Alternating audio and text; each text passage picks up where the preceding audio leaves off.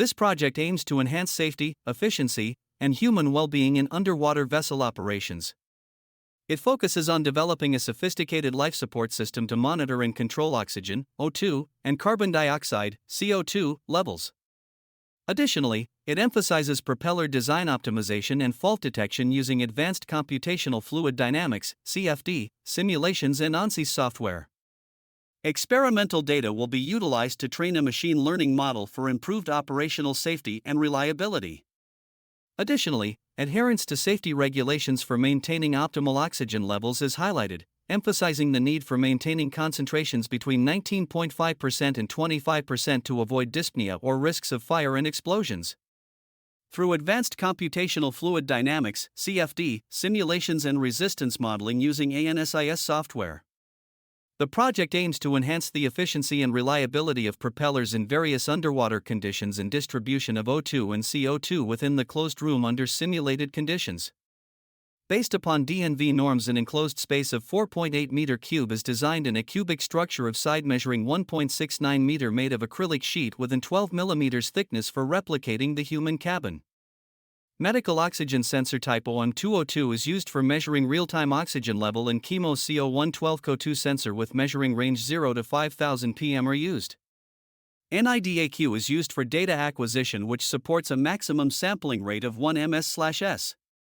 3 individuals' oxygen requirement every minute is 1.3 liter. Each cylinder used has a free gas volume capacity of 135.8 liter, but considering 2-bar resistant pressure, effective capacity is 133 liter by taking account of 12-hour operational time and an additional 96-hour rescue time. A total of 63 cylinder is required, accounting for a 5% contingency. 67 cylinders, 8,911 liters.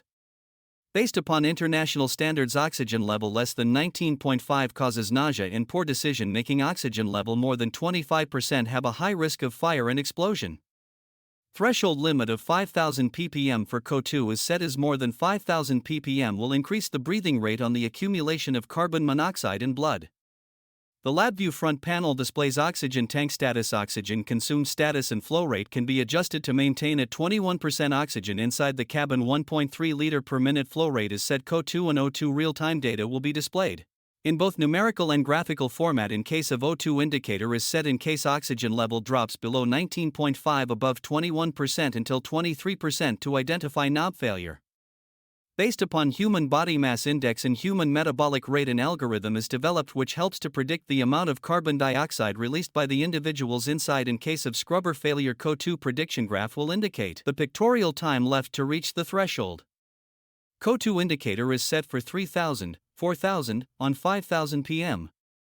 In case of scrubber failure, the time to reach the threshold CO2 level of 5000 pm is calculated based upon the algorithm and displayed.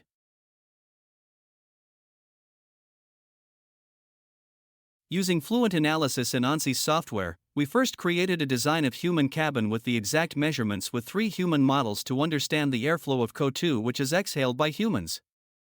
O2 cylinder and CO2 scrubber are also created on the walls for the oxygen release and CO2 absorption. Meshing part is being done with pretty good detailing of all parts, which are named in the software with different sizing to get better results. In setup, we use multi-phase mode in which O2 and CO2 are the 2 phases which are required for our simulation. Separation of inlet, outlet, and walls with necessary conditions are done. Hybrid initialization is done. The simulation is started with transient mode with time step of 0.1 for 2000 iterations.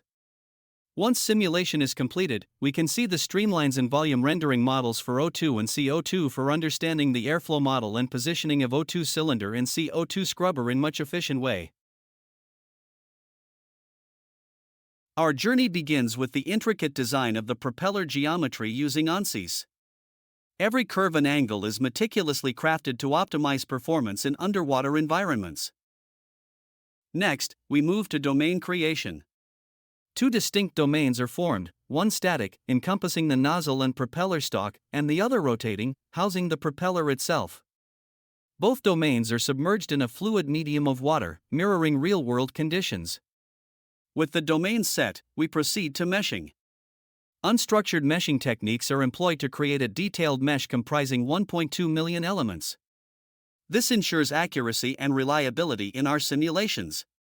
Leveraging the K-epsilon realizable model in water at 300 Kelvin, we simulate propeller behavior over a duration of 0.4 seconds. Thrust monitors are strategically positioned to analyze thrust generation under varying conditions. Moving on to the underwater vehicle analysis, we replicate the same meticulous methodology. From geometry creation to domain establishment, each step is carefully executed to ensure precision and accuracy. Through comprehensive CFD analyses, we determine the coefficients of drag and lift for the underwater vehicle. These coefficients provide crucial insights into the vehicle's resistance and power requirements.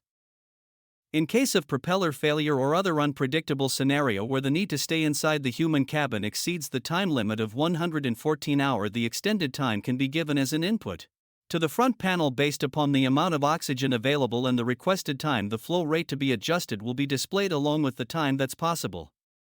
As the oxygen level can't go below 19.5%, 1.14 liter per minute is the minimum flow rate that can be adjusted. Thank you.